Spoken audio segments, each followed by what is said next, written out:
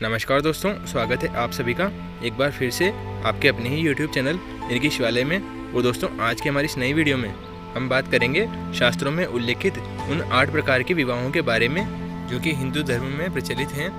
दोस्तों, शुरू करते हैं इस वीडियो को। लेकिन दोस्तों, उससे पहले अगर आपने इस चैनल को सब्सक्राइब नहीं किया है तो दोस्तों जल्दी से इस चैनल को सब्सक्राइब कर लें और पास ही में लगे बेल आइकन को भी ज़रूर से दबा दें, ताकि दोस्तों आप सभी को हमारे द्वारा अपलोड किए गए सारे वीडियोज़ की नोटिफिकेशन सबसे पहले मिल पाए। दोस्तों, शास्त्रों में विवाह के 8 प्रकार बताए गए हैं, जिनमें पहले 4 विवाह प्रशंसनीय हैं और बाकी के 4 विवाह निंदनीय माने गए हैं। प्रशंसनीय विवाहों में सबसे पहले ब्रह्म विवाह आता है। इस विवाह को सर्वोत्तम विवाह माना जाता है, क्योंकि इस विवाह में कन्या के माता पिता अपनी कन्या के लिए एक ऐसा वर ढूंढते हैं जो कि सुयोग्य, सुशील और उसी वर्ण का होता है जिस वर्ण की कन्या होती है। जैसे कि कन्या और उसके माता पिता अगर ब्राह्मण वर्ग के हैं तो वर भी ब्राह्मण वर्ग का ही होना चाहिए। इस विवाह में वर और वधू दोनों के माता पिता गोत्र परंपरा और मर्यादाओं का विशेष रूप से ध्यान रखते हैं। इस विवाह के अनुसार कन्या का पिता उस सुयोग्य वर को अपनी पुत्री विवाह के अंतर्गत संकल्प पूर्वक दान करता है। दोस्तों, दूसरे क्रम में जो विवाह आता है उसे देव विवाह कहते हैं।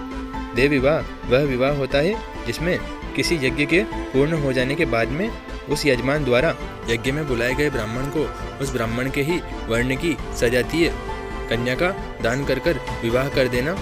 दोस्तों, यह विवाह देव विवाह की श्रेणी में आता है। दोस्तों, तीसरे क्रम में जो विवाह आता है उसे आर्ष विवाह कहते हैं।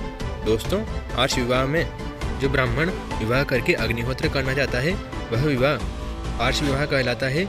इस विवाह में जो वर होता है वह कन्या के पिता को एक गाय एवं एक बैल अर्पित करता है, जिससे कि वह अपनी अग्निहोत्र करने की क्षमता को दिखलाता है, क्योंकि एक गाय और एक बैल वही दान कर सकता है जिसके पास की 10 गायें हो। यह दान करने का विधान बताया गया है।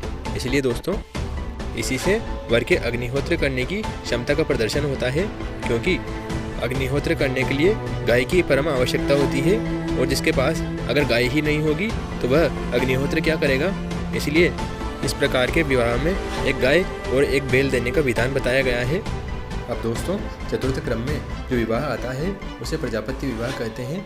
दोस्तों, प्रजापति विवाह ब्रह्म विवाह के समान ही है, बस इसमें एक अंतर होता है और वह अंतर यह होता है कि कन्या का पिता अपनी कन्या का हाथ उस वर के हाथ में देता है जिसके पिता का व्यवहार बहुत ही अच्छा होता है, जो कि उच्च कुल, जाति और परंपरा का होना चाहिए।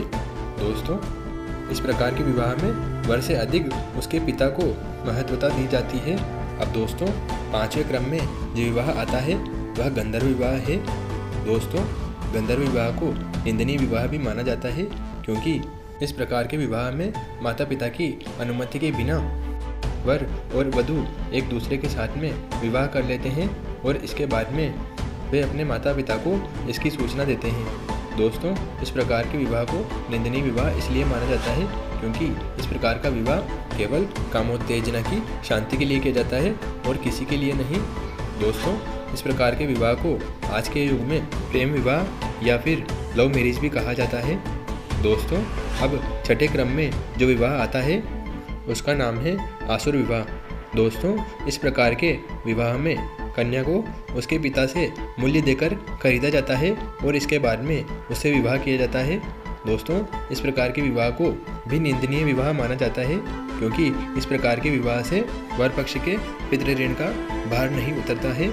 दोस्तों, अब 7वें क्रम में जो विवाह आता है उसका नाम है राक्षस विवाह। दोस्तों, इस प्रकार के विवाह में कन्या की अनुमति के बिना यदि वर कन्या का अपहरण कर लेता है और उसके साथ में जबरन विवाह करता है तो इस प्रकार के विवाह को राक्षस विवाह कहा जाता है।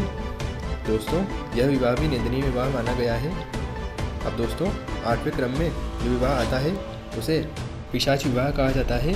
दोस्तों, इस प्रकार के विवाह को भी निंदनीय विवाह माना गया है, क्योंकि इस प्रकार के विवाह में कन्या को निद्रा की अवस्था में या फिर मानसिक दुर्बलता की अवस्था में या फिर मदहोशी की अवस्था में अपहरण कर लिया जाता है और इसके बाद में उसके साथ में शारीरिक संबंध स्थापित करके ज़बरदस्ती उसके साथ में विवाह किया जाता है।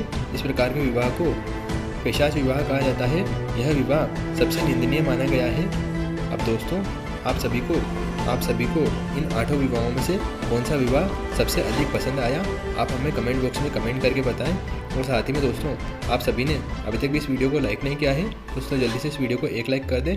और साथ ही में दोस्तों, आपके अपने चैनल यानी कि शिवालय को सब्सक्राइब किए बिना कहीं भी ना जाएं। मिलते हैं दोस्तों अगले वीडियो में, तब तक के लिए जय हिंद, वंदे मातरम।